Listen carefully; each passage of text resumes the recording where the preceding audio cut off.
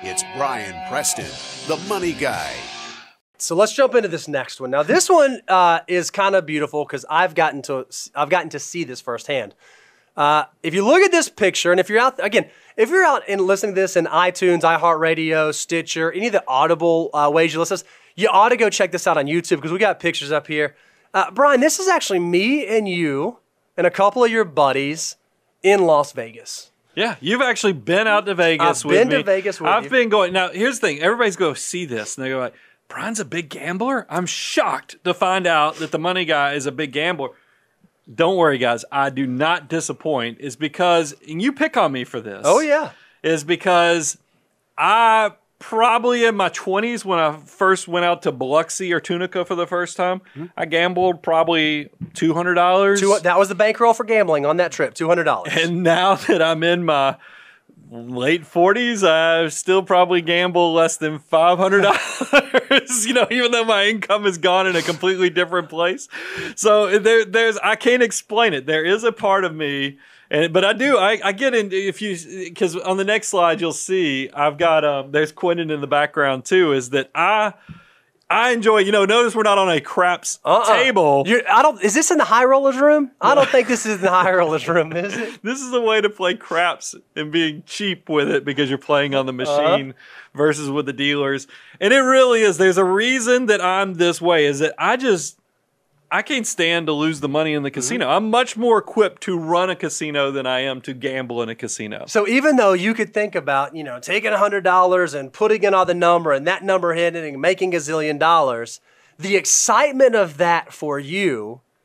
Well, the loss would bother me because it's by chance. The excitement does not outweigh the potential loss of losing that $100. And there is a very real behavioral economics, behavioral finance concept that goes along with that. Well, and I want to defend myself before we throw the concept up there, is that I know the odds. I'm kind of nerdy, so I know that they don't build these casinos, these huge man-made, I can't even think of the words to put how big, because the first time you go out to Las Vegas, you're it's like, oh my overwhelming. goodness.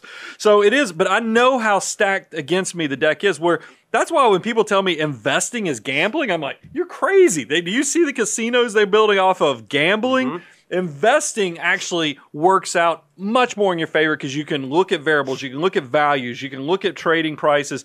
You actually get to put your thumb on the scale of success by knowing that the world is always evolving and you can tap into the innovation. I'm just not going to lose my money on something that I know I can lose. That's right. I love it. And so the concept that I don't want to say struggle with, because I think this actually benefits you there, is loss aversion. This happens when the fear of a potential loss is greater than the enjoyment from a game. But you say it's because you recognize what gambling is. You recognize when the odds are stacked against you. Where we see this play out, though, is a lot of investors suffer from loss aversion because they don't understand what the odds are. And actually, potentially, the odds might be stacked into their favor in terms of how they deploy their army of dollar bills. Well, we see this. I mean, because the markets are really close to hitting an all-time high again. So a lot of people are like, I'm going to sit in cash and wait for the next big downturn. Or you see people, maybe they got scared because of the pandemic that we had earlier in the year. They go to cash at the bottom. Yep. And then they're like, well, I'm going to stay here and feel better about it because that loss aversion kicks in. And guys, I'm telling you, you can create yourself a lot of trouble because it's just, we're in this ever-evolving world where we have innovation, developments. It's the law of accelerating returns. If you think it's amazing that we went from this iPod that's right over my shoulder to now we have these iPhones, now we have all these things, that's not slowing down. Innovation is an incredible thing, but yet we still will have people that will try to time the market or stay out of the market and sit in cash because they have this loss aversion and are just too scared to get into it. And so, Brian, you came up with this idea that I thought was just beautiful because we had talked about how you know the odds when it comes to Vegas. When you said they don't build these huge monstrosities without the odds being in their favor. Monstrosity. Yeah, I've been racking my brain trying to come up with it the whole time. So you said, hey, let's just go look. Let's just pick 500 biggest companies in this country. And let's just go see what the odds look like. Let's look at the chart and let's go all the way back. We won't just do 10 years. We won't just do 15 years. Let's go all the way back to 1980. So that's what, a 40-year period, an entire. working career, working life here, right? What I think is really interesting is if you were someone who was afraid, had some loss aversion, you were afraid of investing, what I think is really interesting, when I look at this, it does not appear to me that there was really a bad time to get started. Yeah, Even if you got started at the top of the dot-com bubble bursting, or at the very beginning before the Great Recession happened, even where we sit right now, you've probably done okay from an investment standpoint, so long as you didn't let that loss aversion cause you to make a drastic decision like going to cash.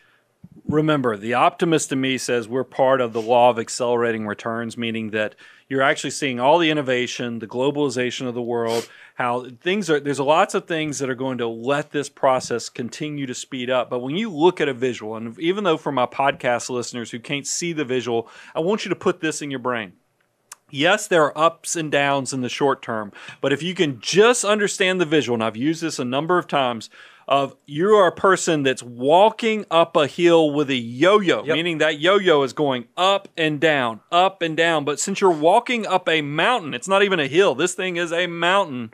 Since you're walking up the mountain, even though the yo-yo in the short term is going up and down, you're going to higher and higher places. So just be careful with that loss aversion, because there is a famous quote by Peter Lynch. And this was his quote: "More people lost money waiting for corrections and anticipating corrections than the actual corrections." Read that again, because that is just so good. More people lost money waiting for corrections and anticipating corrections than the actual corrections. They would have been much better off just riding through the storm than trying to completely avoid the storm altogether. And I think that's just so poignant. We should realize that, because we don't know. A lot of people in the comments are saying, yeah, but we don't know what it looks like over the next 20 years, the next 40 years. That's true. We don't know what it looks like. But here's what we do know. There will be storms. There will be volatility. There will be uncertainty. But we've seen that even in uncertain times, if you have a plan in place, you have your risk right, you can control the things that you can control, it's not that difficult to set yourself up for long-term success. You just said we don't know what it's going to be like in 20 years. Here's what I do know. I'm going to continue to be buying every month with my automated investment plan, because I believe set a system up and let it rock and roll. I'm an optimist. We'll make it through whatever comes our way. Love it.